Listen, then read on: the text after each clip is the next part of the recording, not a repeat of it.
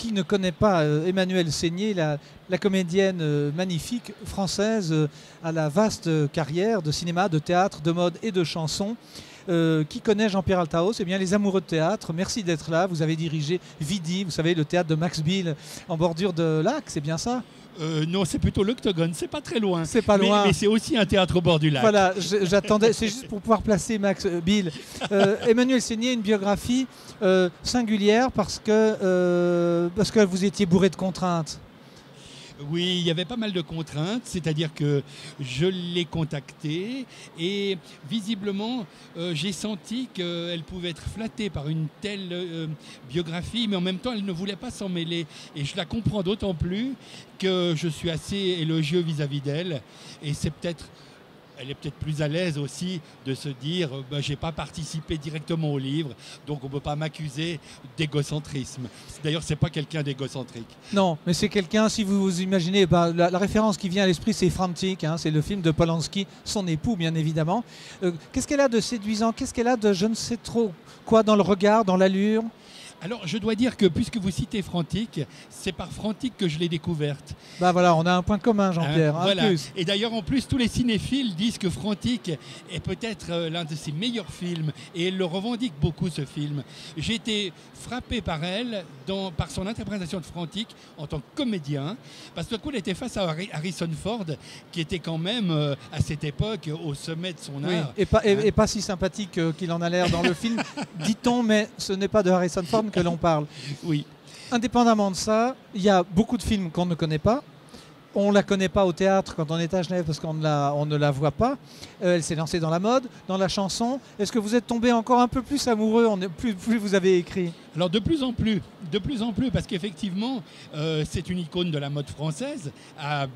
Je crois on ne doit pas dire l'âge des dames, mais elle a très belle cinquantaine. Ah oui. Et c'est une grande icône de la mode française encore aujourd'hui.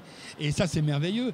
Et la musique, eh bien, tous les spécialistes de la musique diront que ce qu'elle fait est du top niveau. D'ailleurs, elle va enregistrer à Nashville, aux États-Unis, donc elle ne prend pas les moins bons. Non. Et puis en même temps, elle fait grosso modo, bon an mal an, une carrière cinématographique assez exceptionnelle.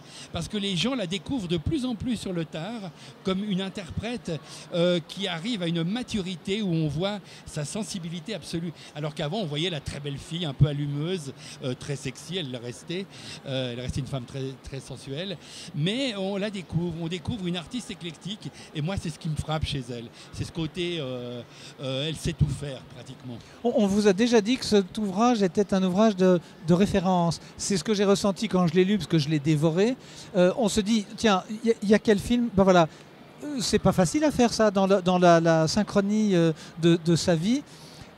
C'est un compliment, un livre de référence? Oui. C'est-à-dire qu'on ne le lit pas, mais on va rechercher des infos? Exactement. C'est-à-dire qu'il y a tout dedans. Il y a tout sur elle, c'est très complet, ça m'a valu pas mal de recherches et puis en même temps j'aborde un tout petit peu le personnage. C'est très pratique de ne pas avoir affaire directement à elle, mais d'aborder le personnage à travers ses films. C'est-à-dire j'ai visionné tous ses films, j'ai écouté toutes ses chansons, vous avez j'ai beaucoup vu de toutes chance, ses pièces. Oui. Ah oui. Oui. Et je l'ai rencontré aussi quand même. Je connais mieux paradoxalement sa sœur Mathilde qui est venue jouer chez moi à l'Octogone. Oui. Je connais encore mieux son grand-père Louis Seigner qui avait été le doyen de la Comédie Française. Absolument, c'est Monsieur Jourdain de l'époque. Moi j'ai découvert son grand-père. Ah oui, très loin d'ici en Inde. Et je n'ai jamais vu la deuxième partie parce que c'était du cinéma 16 mm. Je vous raconte une petite histoire. Et j'ai été bouleversé par Jourdain, par Molière, et ceci explique peut-être cela.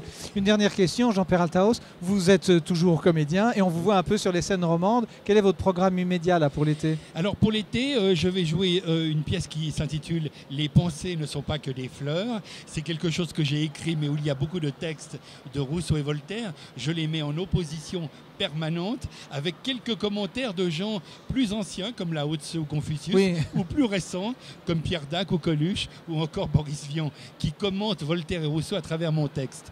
Je jouerai ce spectacle avec 2 jeunes musiciennes de talent, des virtuoses du violon et du violoncelle. Vous parlez de Mozart et de Haydn, évidemment. Oui, bien sûr, exactement. Et puis elles vont aussi faire quelques petites interprétations plus récentes avec des clins d'œil, puisque je fais des clins d'œil contemporains avec des gens comme Nino Rota. Et puis plus tard, je vais jouer une pièce, une adaptation en hommage à Jean Villargil, puisque c'est l'anniversaire de Jean Villargil cette année. Et ça va être effectivement pour le mois de septembre. Et je reprendrai Les pensées ne sont pas que des fleurs tout de suite après. Merci Jean-Pierre Althaus. Je rappelle que vous êtes l'auteur de Emmanuel Seigné, cinéma, théâtre, mode et chansons aux éditions Favre. Merci pour la visite et puis bon vent avec votre livre. Et merci de votre accueil.